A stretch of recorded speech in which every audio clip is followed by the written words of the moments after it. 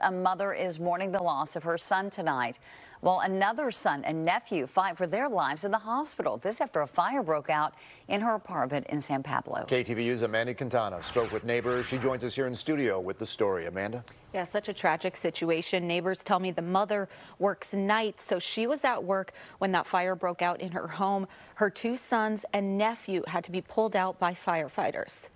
The neighbor here said, everybody, the place is on fire, everybody get out. So we grabbed our stuff as much as we could. It was a neighbor in the 10-unit apartment complex on Manchester Avenue that alerted everyone to the fire just before 3 in the morning. He came banging on everybody's door saying it's a fire.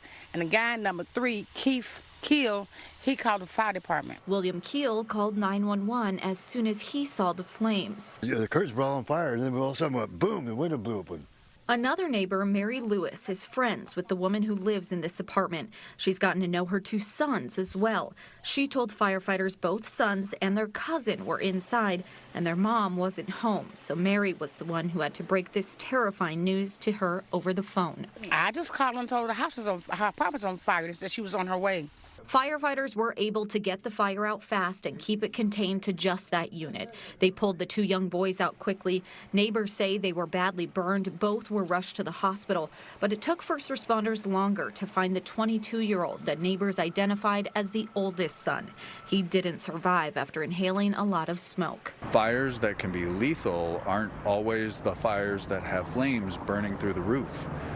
Smoke is a very deadly component of any structure fire, and when people are sleeping at night, you need to be notified that there's a problem at all, and so that's why firefighters continuously remind the public that working smoke alarms save lives. Captain George Lang says this is a good reminder for the public to make sure you have working smoke alarms, test them every month, and replace them every 10 years. This is really from our hearts as the crews that have responded, that these devices can save your life if they're functioning and maintained.